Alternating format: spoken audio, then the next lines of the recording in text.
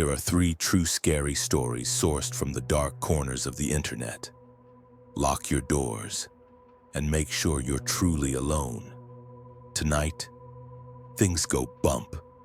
Story 1. The Gorge Keeper for 6 years. The wilderness had been my sanctuary, a place where the clamor of the world faded into the rustle of leaves and the whisper of wind. Solo hiking, for me, wasn't just a hobby, it was an act of communion, a test of self-reliance that had always left me feeling invigorated, a little more complete. My comfort in these isolated spaces had grown to a point where I actively sought out paths less traveled, veering off the worn trails into the deep, forgotten corners of national forests. Perhaps that overconfidence was precisely what led me into the nightmare that unfolded last October. I had driven south from the city, chasing the promise of true solitude in a vast national forest nestled in the eastern mountains. The late autumn air was crisp, carrying the scent of damp earth and pine, perfectly complementing the mid-50s temperature. Overcast, but not threatening rain. It was, I thought, the ideal setting for my escape. 4 hours deep into the hike, the terrain shifted dramatically. I found myself at the edge of what I could only describe as a gorge, not a grand canyon, but a jagged 30 to 40-foot chasm dropping to a rocky bottom where a small, frigid creek snaked its way through. A fall wouldn't guarantee death, but shattered bones were a certainty. The sheer, loose rock faces offered no hope of climbing. My only passage lay before me, a colossal oak, felled by some ancient storm. Now wedged precariously between the 2 sides, angled slightly, its bark, once rugged, had been worn smooth by the ceaseless elements and, I presumed, the countless boots of those who had used it as a makeshift bridge. I spent several minutes scrutinizing it, testing its stability with cautious shifts of my weight, before deciding it held. My heart quickened, but it was the familiar and exhilarating rush of a calculated risk. Each step across was a dance with gravity, a symphony of focus and balance. I made it, reaching the other side, my boots sinking into solid earth.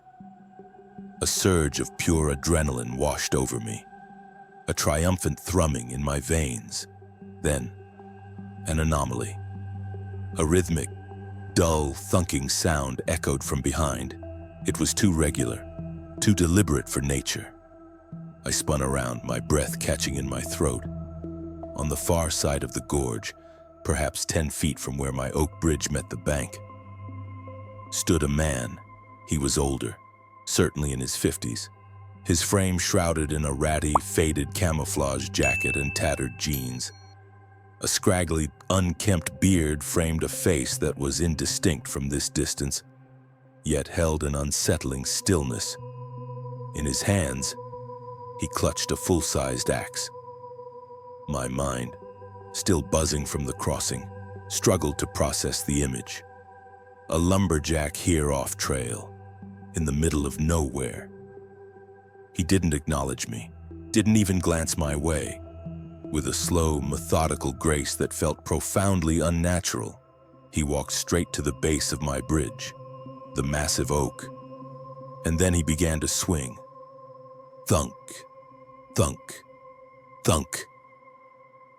The sound, once a mere curiosity, now hammered into my chest, a primal dread blooming in my gut. "What the hell are you doing?" I bellowed, my voice cracking with disbelief and rising panic. He didn't pause, didn't flinch, just kept swinging, his movements precise, relentless. To my horror, one swing landed deeper than the others, a sickening crack that vibrated through the air. The giant tree, my only lifeline, groaned and shifted in a tiny, ominous tremor that spoke of catastrophic failure. "Stop it, I just crossed that," I screamed, the words tearing from my throat. It was then that the chilling realization dawned he already knew. He had watched me cross. He wasn't just destroying a tree, he was deliberately trapping me. He didn't stop. So I yelled again, insults spilling out, frantic, nonsensical attempts to break through his terrifying indifference. My voice rose to a full-on shriek. I need to cross back. Finally. He paused, slowly and deliberately. He lifted his head. His eyes, now from this distance, were dark, vacant pools. His voice, when it came, it was a casual monotone, devoid of emotion, like he was commenting on the weather. "That's not my problem," he stated, and the sheer apathy in his tone ignited a spark of pure, unadulterated rage within me. I lost it. I screamed, unleashed a torrent of vile words, obscenities born of fear and indignation.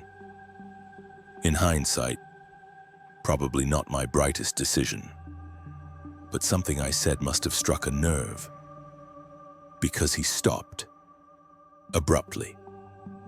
He set the axe down, carefully out against the tree, then took a few steps closer to the edge of the gorge. Now, I could see him more clearly. His face was a mask of gauntness, his eyes deeply sunken, surrounded by an almost bruised darkness that seemed to meld with the pallor of his skin. He leaned over the edge, staring at me with an unnerving intensity, and spoke words that etched themselves into my soul. "I know these woods a lot better than you do." It wasn't a threat, not overtly. It was a statement of fact, delivered with a chilling certainty that implied a depth of knowledge, a claim of dominion over this untamed place that I, the confident solo hiker who could never hope to comprehend. His gaze was ancient, knowing, utterly devoid of humanity. We stood there, locked in that terrifying stare down, an eternity stretching between us. Then, with the same unsettling deliberation, he bent down, retrieved his axe, turned his back, and melted silently back into the trees. I said nothing. What was there to say? My mind reeled, trying to grasp the reality of what had just transpired. The tree was still there, a jagged scar now visible where the axe had bitten deep, splintered and cracked. It was a death trap. I pulled out my phone, desperate for any shred of connection. But the screen glowed back with a harsh, mocking "no service." I was stranded, genuinely spooked, boiling with a rage born of helpless terror. I knew one thing: I had to get out of here. But how my eyes darted around. The woods suddenly no longer my sanctuary, but a looming, silent threat. The axeman's chilling words echoed in the sudden, oppressive silence. A morbid pronouncement of my predicament. That's not my problem. The sheer casual cruelty of it, coupled with his ancient, knowing gaze, had seared itself into my mind. I stared at the oak bridge, now a death trap. The deep gash from his axe had splintered the wood on his side, a gaping wound that rendered it utterly untrustworthy. Every instinct screamed at me to cross back, to somehow undo this horrifying reality. But the thought of entrusting my weight to that compromised timber sent a cold shiver down my spine. It was a guaranteed fall into the rocky abyss below. My hand instinctively went for my phone, a desperate reach for the comforting tether of civilization. The screen illuminated, a cruel beacon of futility, no service. The last thread of hope, severed. I was truly, irrevocably alone, miles from anything, trapped between a deranged man and an impossible chasm. A raw, animalistic fear began to claw at my throat, mingling with a burning, impotent rage. This wasn't just being lost. This was deliberate, malicious isolation. My only option was to move. I began walking downstream, clinging to the desperate hope that the gorge would eventually narrow, offering another crossing. Perhaps it would even loop back towards the direction I'd originally come from. But with every strained step, the grim reality pressed in. The gorge, far from relenting, seemed to deepen and widen, its sheer walls mocking my futile efforts. Each bend in the trail revealed only more impossible terrain, a relentless expanse of rock and shadow. My breathing grew shallow, ragged as a frantic panic began to set in. The sun, once a comforting presence, was now a sinking orange orb, bleeding its last light across the western sky. Darkness, swift and unforgiving, was closing in, and I was miles from my car, heading in the exact opposite direction of safety. My mind, now a whirlwind of terror, even toyed with the insane idea of trying to climb down into the gorge and back out, a move that would almost certainly end in injury. Or worse. Just as despair threatened to overwhelm me, a flicker of hope. Through the thinning trees, I stumbled upon a small clearing, a campsite, a fire pit, stones neatly arranged, looked recently used. For a split second, a wave of profound relief washed over me. Another hiker, a chance at help. But that relief curdled almost instantly, replaced by a profound, chilling unease. As I stepped tentatively into the clearing, the air grew heavy, an almost metallic scent hanging in the still evening.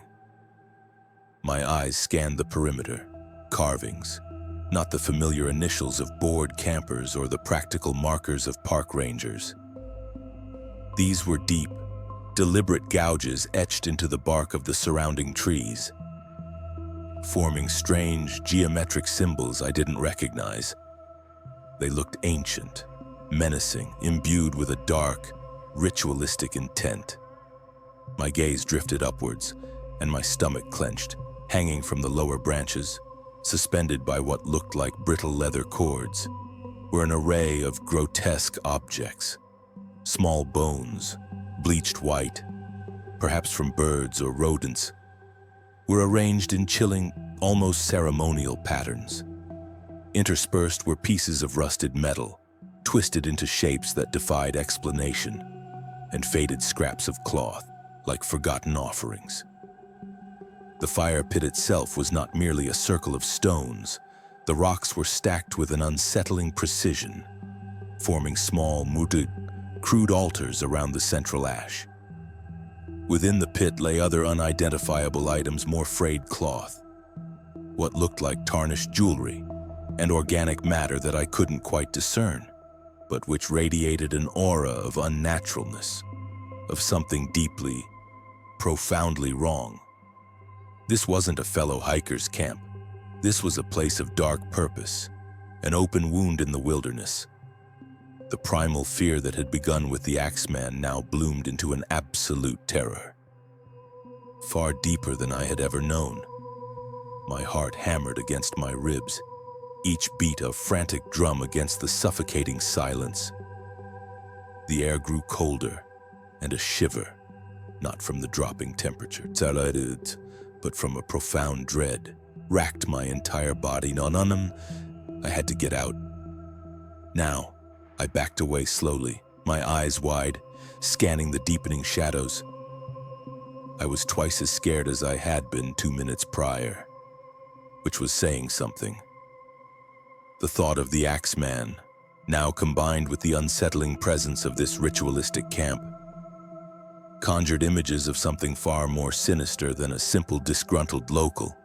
I turned to flee, my feet scrambling for purchase on the uneven ground, and then, faint at first, barely perceptible over the roaring in my ears, I heard it.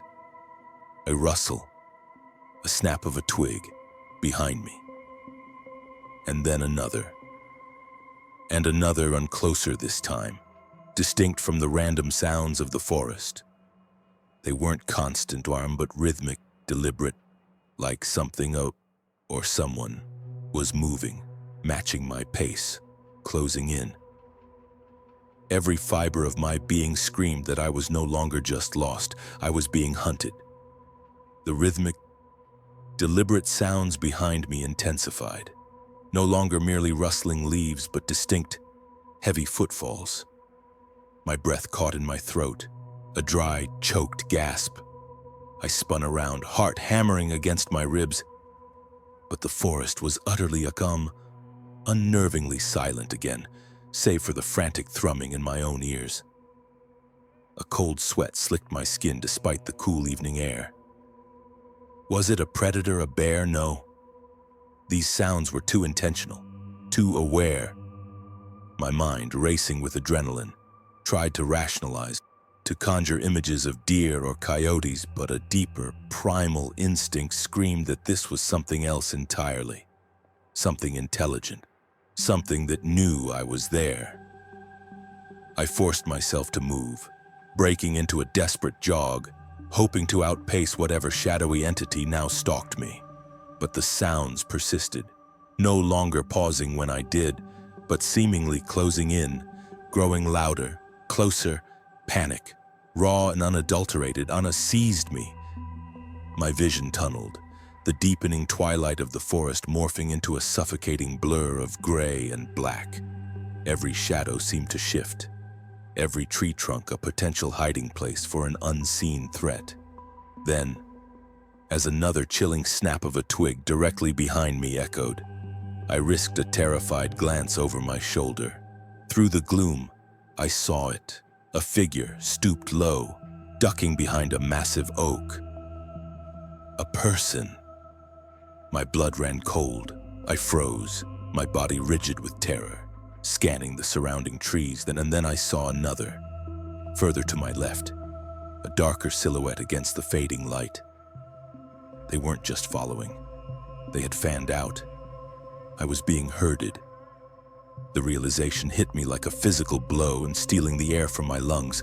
I was trapped, a rat in a maze. And these were the hunters. Suddenly, the pretense of stealth evaporated. I heard them moving more openly now, their heavy steps crunching through the undergrowth, growing alarmingly fast. My eyes darted to the figure nearest me, and in their hand, I caught the glint of something dull and heavy, a pipe. A club. It didn't matter. The sight was enough. Every rational thought vanished, replaced by a singular to overwhelming command: run. I bolted, a desperate, frantic sprint through the darkening woods, branches whipping at my face, roots threatening to trip me. My lungs burned, each gasp for air a searing pain, but I pushed harder, faster than I ever thought possible. Behind me, the chase was on. They were no longer trying to hide their presence. And then, one of them let out a sound that solidified my terror into an unshakable, bone-deep dread. Not words, but a guttural and primal scream, a war cry that tore through the quiet forest, echoing with a chilling, inhuman intensity. It was the stuff of nightmares, a sound that seemed to claw at the very fabric of my sanity.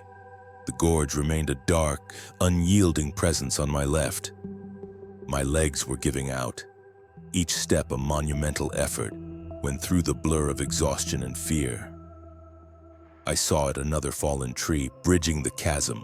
It was smaller, far less sturdy than the first oak. But I had no choice, no time to inspect, no time to hesitate.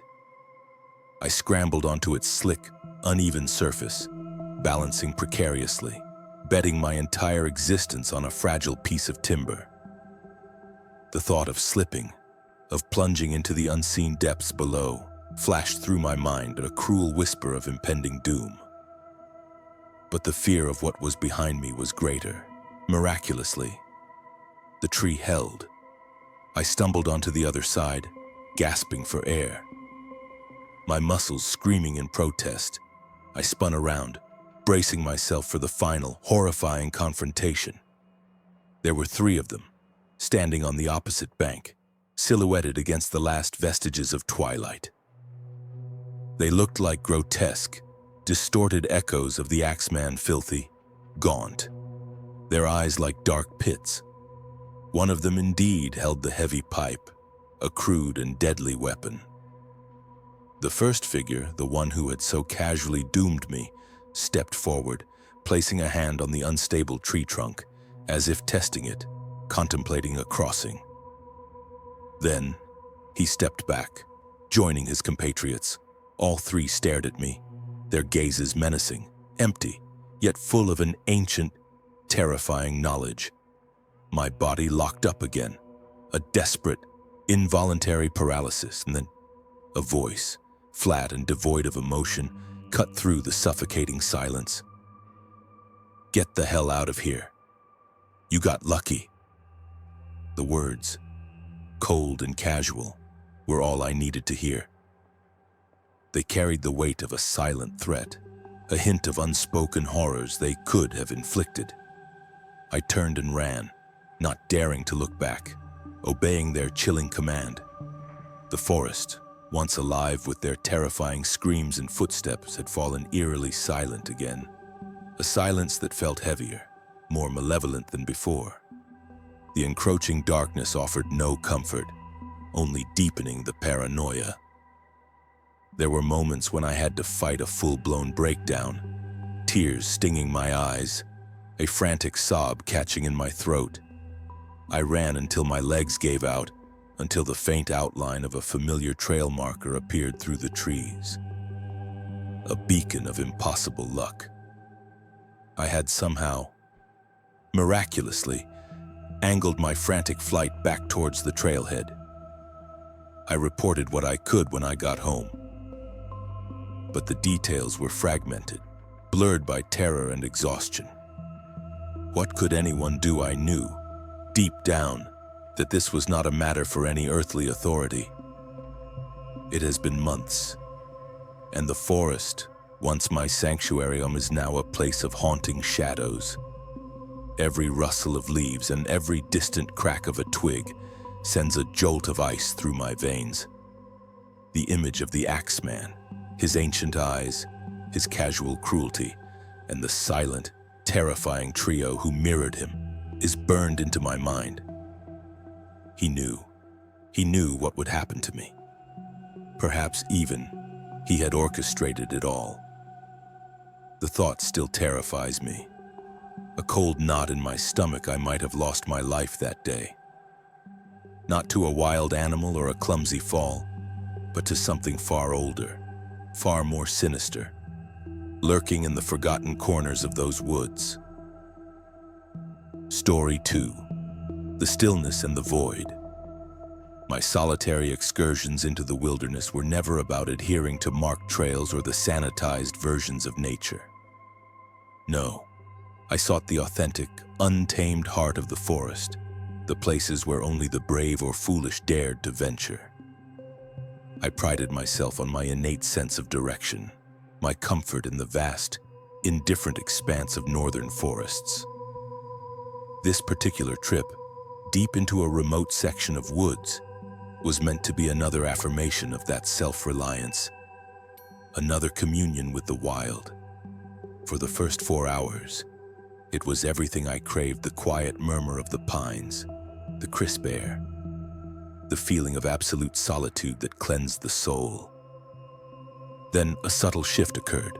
The familiar landmarks I instinctively cataloged a peculiar rock formation. A gnarled old cedar began to elude me. A cold, creeping sensation. Not quite fear, but a profound unease settled in my gut. I told myself it was merely a temporary disorientation, a common occurrence when straying from paths. Yet, as I continued, nothing looked familiar. The sun, though still high, felt strangely muted, casting long, unambiguous shadows that seemed to twist the familiar into something alien.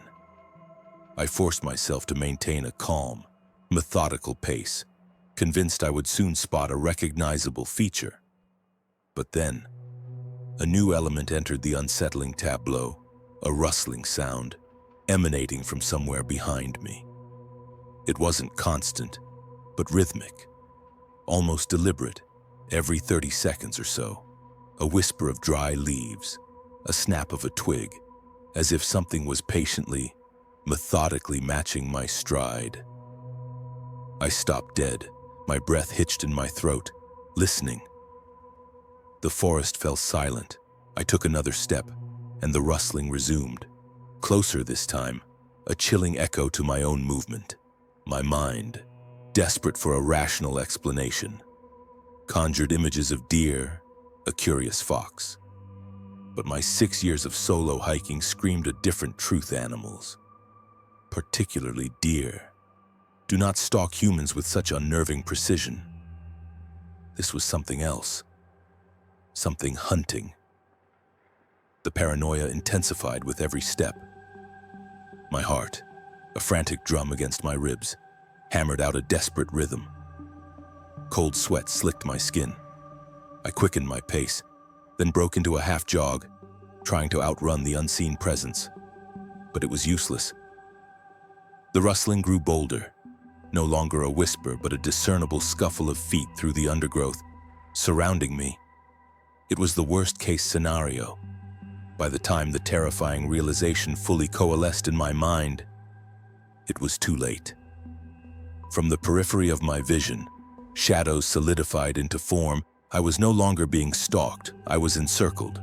A pack of wolves, 6 or 7 lean, muscled bodies, emerged from the tree line. Their eyes, luminous and predatory, fixated on me. Some snarled, their fangs bared in a silent, chilling promise of violence.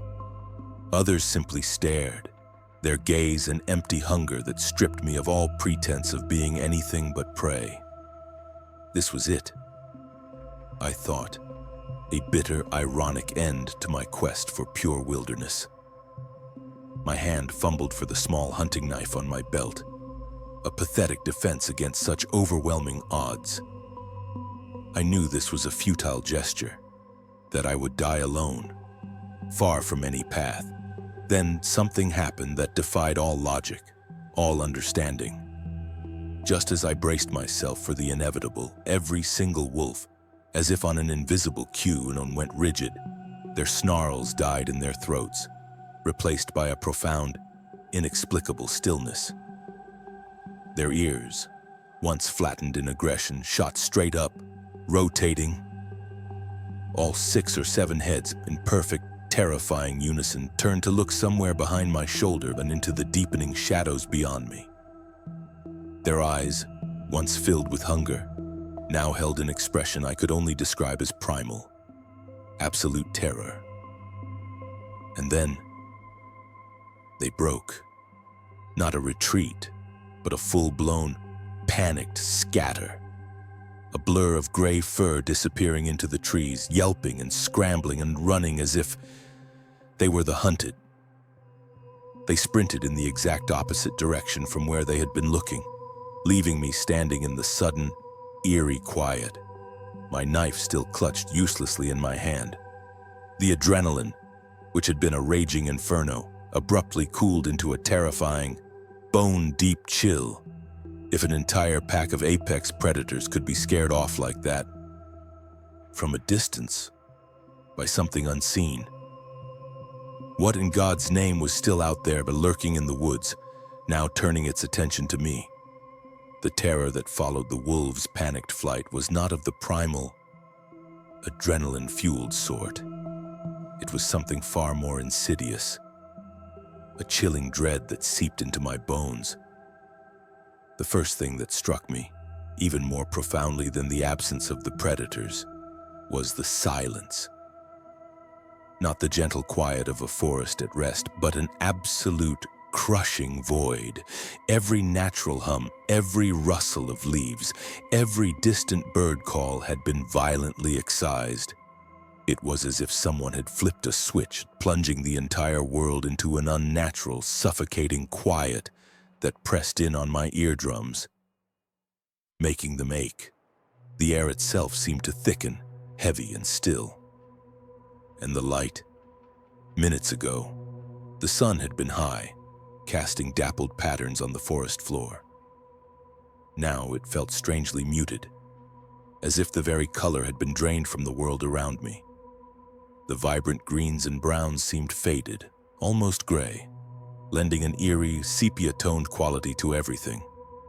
A faint dizziness, like the onset of a blackout, pulsed behind my eyes, blurring the edges of my vision. My heart, still racing, now beat with a dull, heavy thud, echoing in the profound emptiness.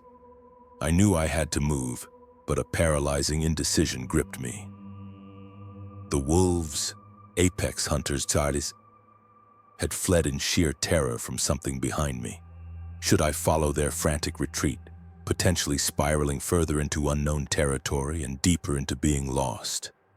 Or should I press on in the direction I believed would lead me out of these woods, straight towards whatever unspeakable horror had sent an entire pack of wolves running my logic, tenuous at best in this suffocating atmosphere, dictated that retracing the wolves' path would only waste precious daylight, leading me back to this very crossroads.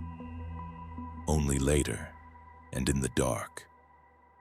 Better to face the unknown now, while the ghost of light still clung to the sky.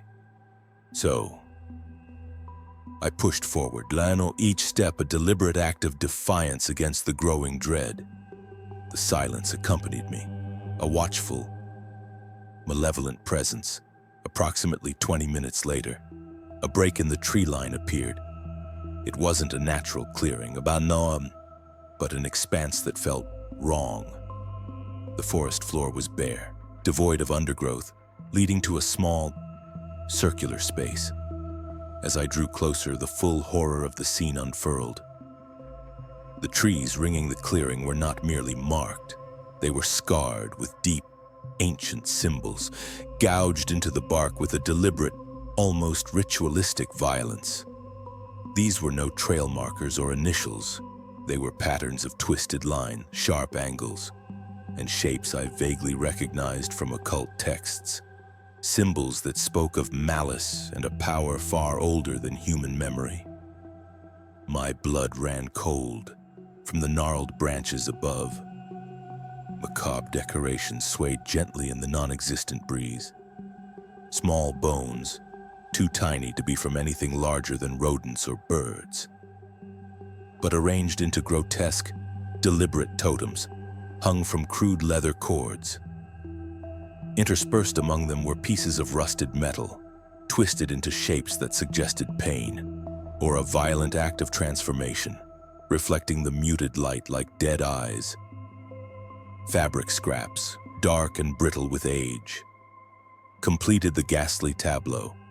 In the center of this unholy altar, the fire pit was not a simple ring of stones. The rocks were stacked with an unsettling precision, forming small, crude structures almost like miniature cairns.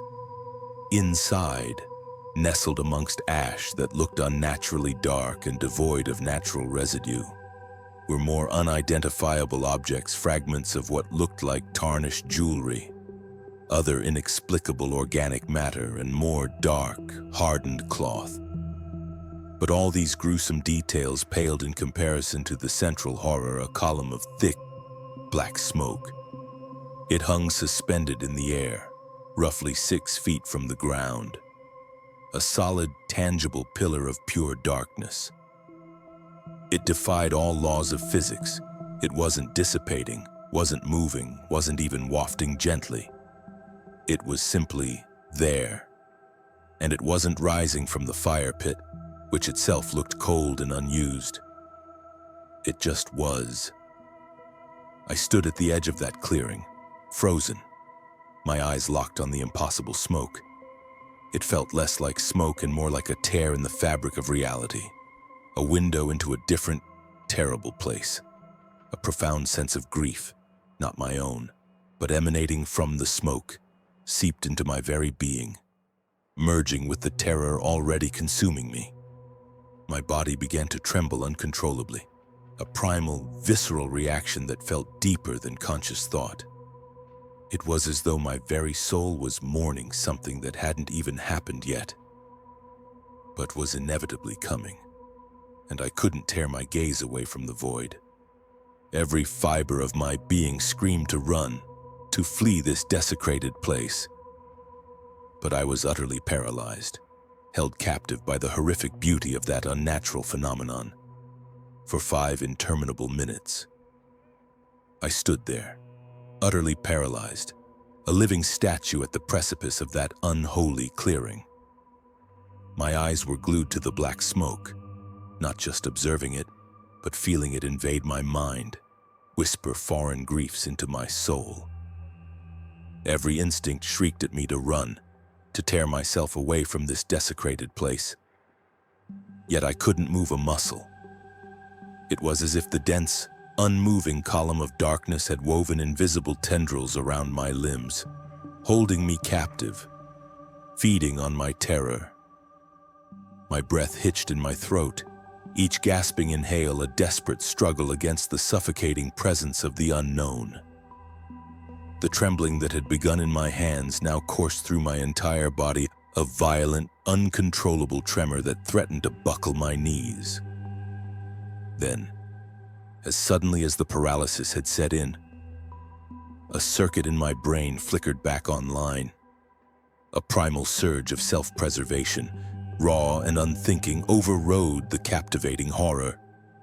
With a strangled cry that barely escaped my lips, I ripped my gaze from the smoke, spun on my heel, and bolted.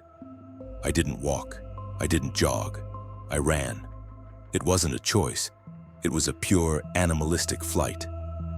My legs moved independently of my conscious thought, propelled by an overwhelming, all-consuming terror that coursed through every vein.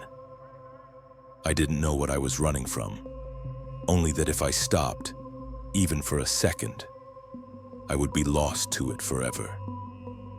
The trees blurred into an indistinguishable green-gray mass as I plunged back into the oppressive silence of the forest.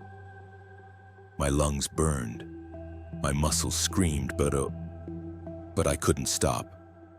The absolute quiet of the woods, once merely unsettling, now felt like a predator's ambush. Every rustle of my own hurried steps an earth-shattering cacophony in the stillness. I half expected to hear the wolf pack's panicked howls or the sound of whatever had terrified them, but there was nothing. Only my own ragged breathing and the frantic pounding of my heart against my ribs. My memory of what happened next is fractured, a series of disjointed, nightmarish snapshots. I think it was the sheer magnitude of fear, a shock to the system so profound that my mind simply shut down, reverting to pure instinct. But another and more chilling part of me suspects that the memory loss was somehow orchestrated, a deliberate void carved into my consciousness by whatever insidious force resided in those woods. The smoke, the entity that produced it, or something else entirely. I don't know. All I know is that vast stretches of that afternoon and early evening are simply gone, replaced by a terrifying blankness. The next thing I clearly recall is the deepening gloom of twilight, then absolute darkness. I must have been running, or at least moving on for another hour or more, navigating the treacherous terrain on pure, unadulterated adrenaline. I was drenched in sweat, yet shivering violently, an icy cold seeping into my core despite the exertion. My vision was tunneled, my mind a foggy mess of panicked thoughts, but somehow, impossibly, the familiar silhouette of my vehicle began to materialize through the tree. Relief, sharp and overwhelming, brought me to my knees for a second, then propelled me forward. I stumbled the last few yards, fumbling for my keys with shaking hands, threw open the door, and practically collapsed into the driver's seat. I didn't look back. I didn't hesitate. The engine roared to life, and I tore out of the parking area, leaving the dark and silent forest behind in a cloud of dust. That was that. I never reported what I found. What would I even say? How do you describe an unmoving column of black smoke, ritualistic bone arrangements, and a silence that felt sentient?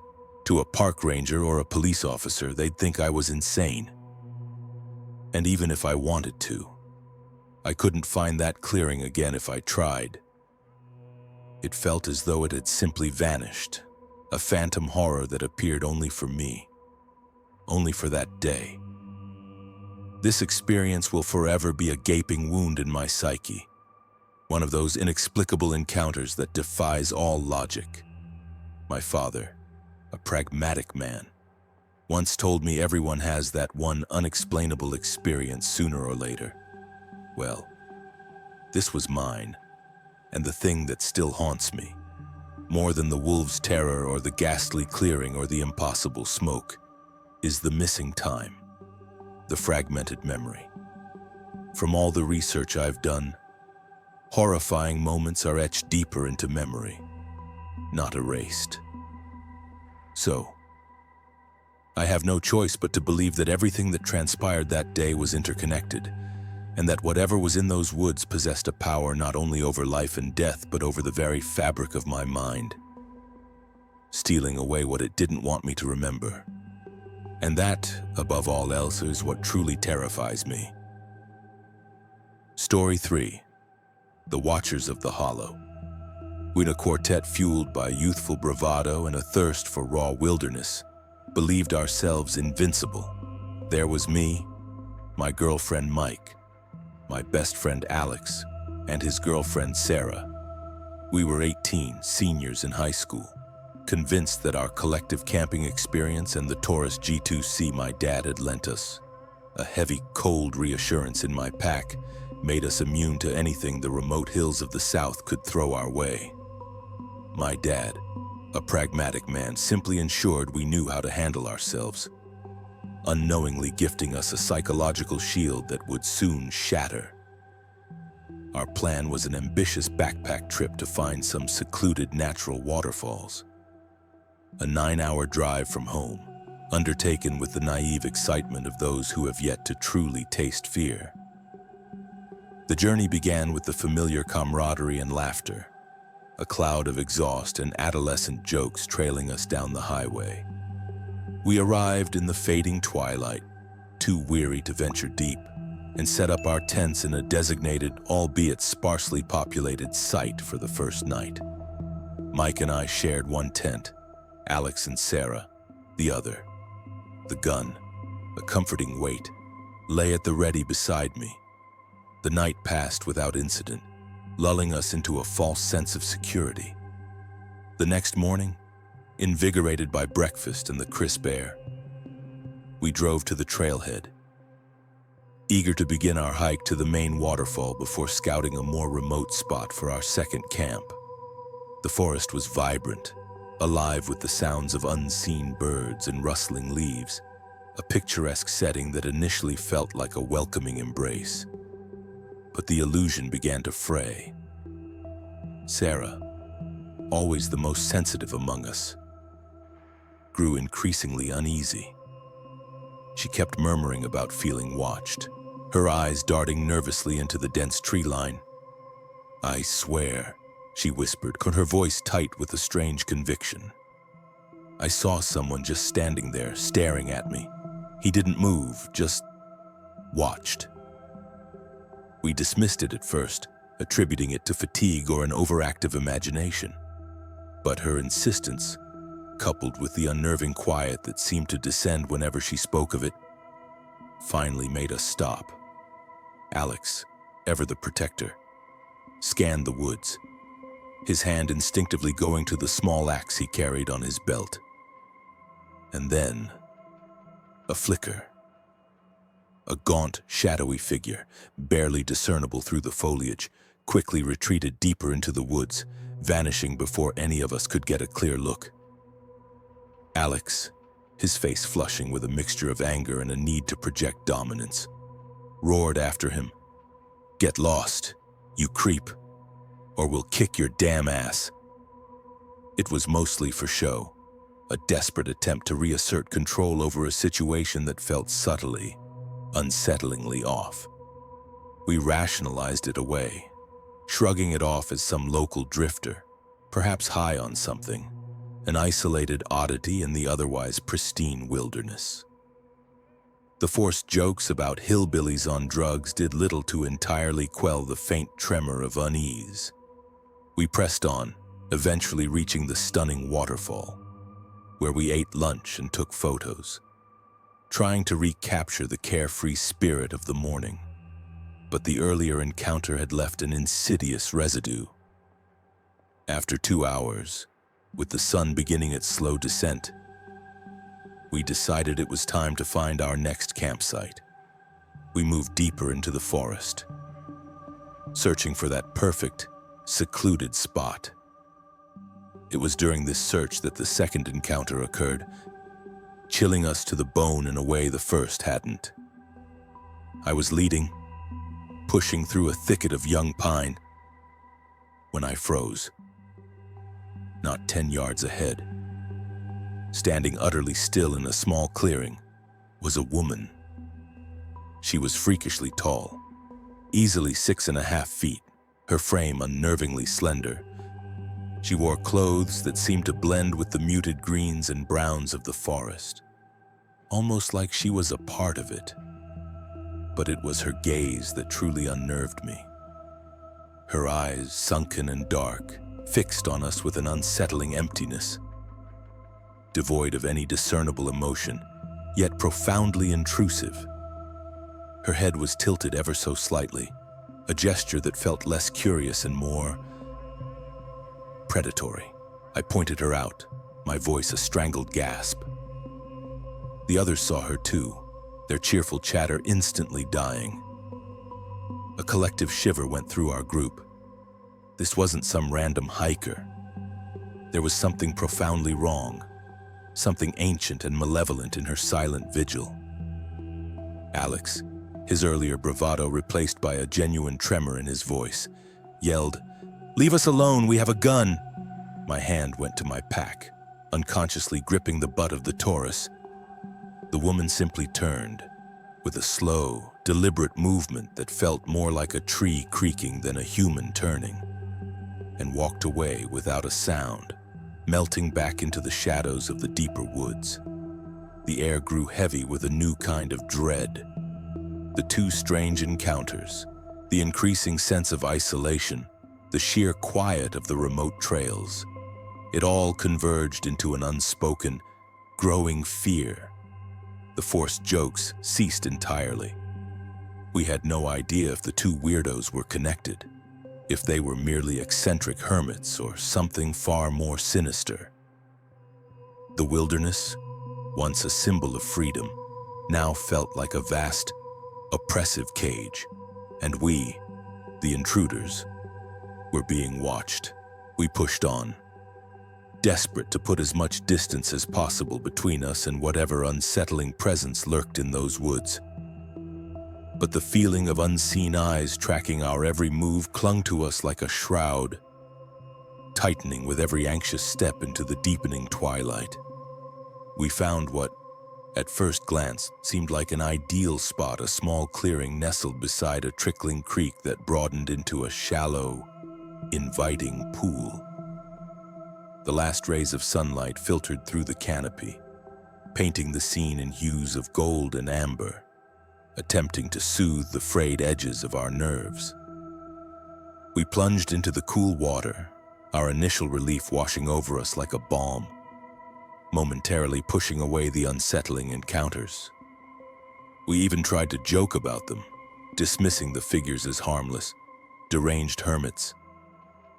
Desperate to reclaim some semblance of normalcy, to convince ourselves that the wilderness was still a place of beauty, not a lurking threat.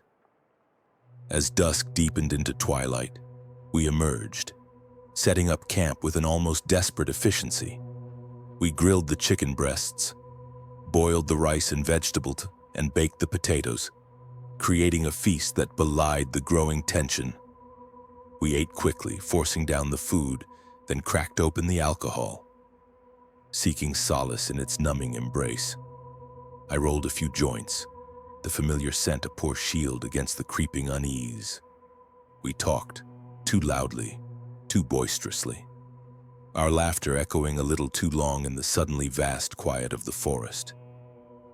Alex, in a fit of drunken bravado, even toppled from his chair, collapsing onto the damp earth in a fit of giggles, a scene that now, in retrospect, feels like a grotesque parody of carefree youth. We clung to this manufactured revelry, pushing back against the encroaching darkness, against the unspoken dread that had begun to coil in our guts. Eventually, exhaustion, amplified by the alcohol, claimed us. Mike and I retreated to our tent, the canvas a flimsy barrier against the unseen world outside. We were half-heartedly messing around, trying to rekindle some intimacy when it happened, a sound. Not a rustle of leaves, not an animal call, but a distinct, muffled, almost mocking laugh from just outside our tent. My blood ran cold. The playful mood shattered. My first desperate thought was Alex. "What's so funny?" I barked, my voice cracking in a desperate attempt to rationalize the impossible. Then Alex's shout ripped through the night, raw with terror from his own tent mere feet away. "That wasn't me, it wasn't me!"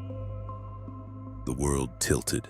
Every drop of alcohol evaporated from my system, replaced by a searing wave of ice-cold dread. My heart hammered against my ribs, a frantic drumbeat of pure terror.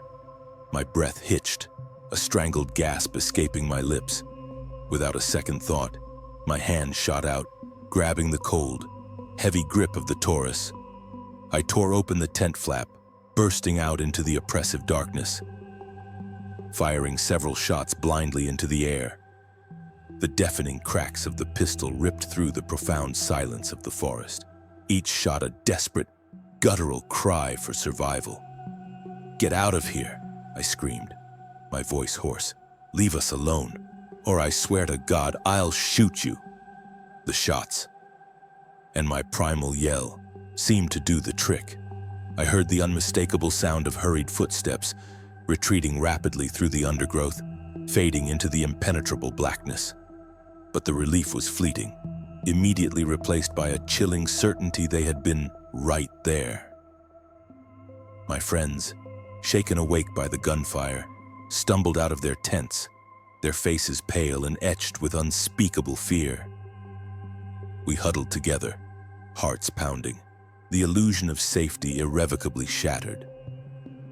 That night, we dragged our tents so close they touched, creating a pathetic circle of canvas and fear, and took turns standing guard, eyes straining into the featureless dark, every shadow a lurking threat, every faint sound a potential harbinger of doom. The next morning, the lingering horror of the night was almost too much to bear. The forest, now bathed in a deceptive sunlight, felt utterly alien, profoundly hostile. We debated cutting our trip short, the idea a silent scream in our minds, but a stubborn tide of foolish pride, or perhaps a desperate need to reclaim some control, made us decide against it. Instead, we vowed to move camp closer to the exit, to shave off a few miles from our escape. We packed our gear with an efficiency born of terror, the camaraderie of the day before replaced by a grim, silent determination.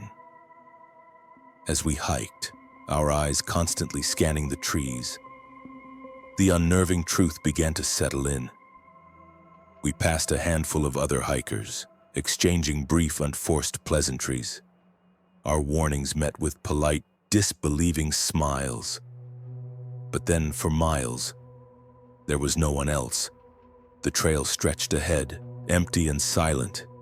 I remembered the full parking lot from our arrival, the dozens of cars. Where were all those people? Had they left, or had they, like us, become unwilling participants in something far more sinister? Now simply another lost echo in the silent, sun-waiting woods.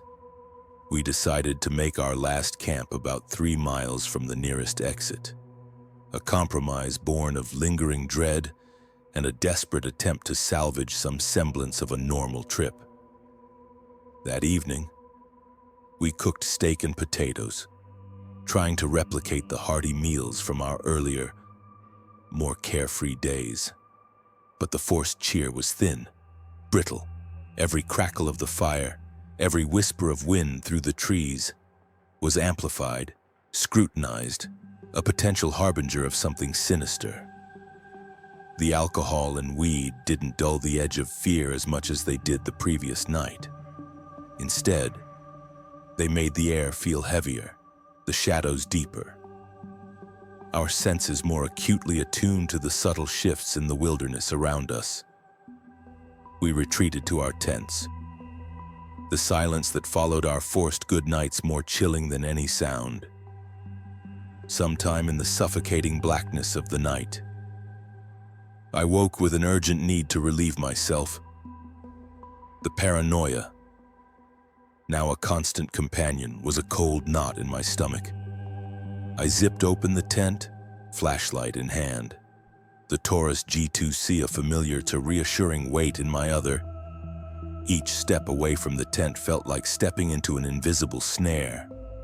I found a secluded spot, unzipped my pants, and strained my ears. Every nerve alert. That's when I heard it. A distinct crunch of leaves. Too close, too deliberate to be an animal. My heart seized, a frantic, icy grip squeezing my chest. Every instinct screamed. I fumbled to zip up, the gun already raised, my headlamp clicking on with a desperate, shaky flick. The beam cut through the absolute darkness, freezing on the figure standing maybe 50 feet away. It was him, the gaunt, impossibly lanky man from the day before, his long, dirty black hair matted, his eyes glinting with a feral, unsettling hunger. But this time, he wasn't just staring. In his hand, glinting malevolently in the stark white light, was a machete, its broad blade reflecting the terror in my own eyes. He didn't speak. He didn't make a sound. He simply charged.